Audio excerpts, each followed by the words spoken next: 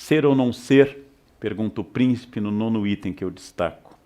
Qual é o sentido de ser ou não ser? O verbo to be, vocês sabem que em inglês pode ser tudo. Pintar, serzir, remendar, bordar, adicionar. O verbo to be é o primeiro e único verbo que os professores de inglês ensinam a vida inteira na escola. Porque ser ou não ser pode ser traduzido, como fazem alguns tradutores recentes, por existir ou não existir. Cada época diz uma leitura. O próprio Hamlet dá uma pista ao dizer a Horácio que ele entregaria de bom grado seu coração a um homem que fosse senhor das suas emoções. Porque uma pessoa passional é uma pessoa perigosa. Domínio de si. A pessoa que tem domínio de si, pensa o príncipe, é a pessoa que jamais se ofenderá. Como eu já disse em sala de aula várias vezes, eu só posso me ofender se eu não me conhecer. Alguém me insulta dizendo algo sobre uma questão pessoal. Só há duas hipóteses. A pessoa está dizendo a verdade, ou ela está mentindo. Dizem que minha mãe é de moral duvidosa, insulto básico. Eu reflito sobre a biografia da minha mãe e não constato na biografia dela nenhuma indicação de que ela tenha tido moral duvidosa. Pelo contrário, sua aparência nas fotos, nunca sorrindo, é de alguém que foi fiel a vida inteira a um único marido. Jamais aquele sorriso largo de uma pessoa que viveu abertamente no mundo. Ora, com isso o que eu estou constatando? Dizem que minha mãe é isso. Ela não é, logo eu não posso ficar ofendido. E se ela fosse, também não poderia ficar ofendido. Alguém no trânsito me grita algo sobre uma opção sexual possível que o motorista que eu fechei interpreta que eu tenha. Duas hipóteses. De fato eu tenho e não me ofendo. Ou de fato eu não tenho e não me ofendo.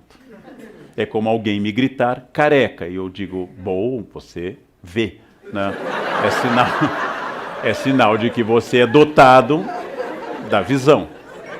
Ou seja, o estoicismo de Hamlet é o estoicismo de quem se conhece. Quem pode ofendê-lo? Quando Polônio lhe pergunta o que o senhor está lendo, ele diz, palavras, palavras, palavras. E o Polônio vai começar a perceber que, debochando dele, Hamlet não perdeu a razão, mas está num outro tipo de sabedoria. Um homem que domina a si é um homem a quem Hamlet entregaria seu coração.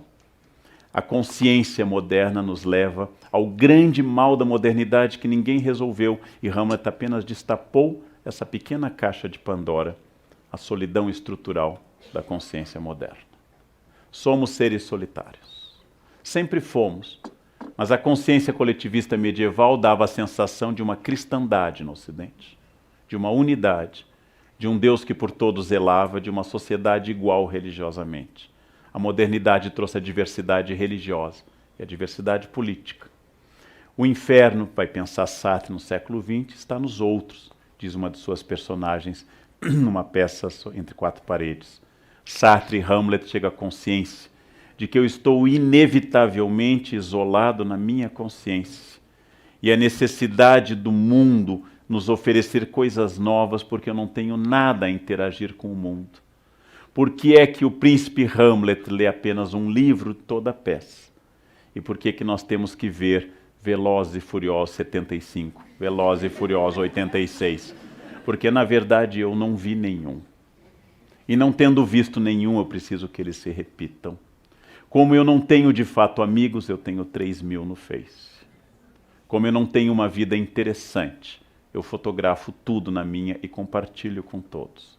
A minha solidão se insinua de tal forma, ela é tão estrutural, que eu tenho que fazer com que os outros me digam aquilo que eu desconfio, que a minha vida é uma vida que vale a pena ser vivida, através da observação dos outros. Isso não é sinal de um narciso exatamente fraco, mas é sinal de um narciso cada vez mais isolado em si, sem comunicação com o mundo, sem ouvir mais a ninguém. Já comentei aqui nesse espaço da CPFL que é obsessivo o nosso tipo de conversa. Qualquer informação que os senhores derem será respondida com a informação de outra pessoa. Eu, Leandro, sou de Aquário. Ah, eu sou de Gêmeos. Meu ascendente é Aquário, o meu é Câncer. Ninguém ouve ninguém. A solidão individual a 2 ou a 3 é a norma de todas as pessoas. E celebramos essa variedade de coisas, porque exatamente nós temos cada vez mais dificuldade em estabelecer algo significativo e orgânico.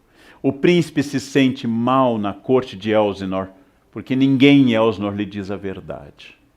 Todos em Elsinor dizem a personagem, Polônio, seu tio Cláudio, sua mãe, sua ex-namorada, seus falsos amigos Rosencrantz e Guildenstern. Todos dizem o que deve ser dito.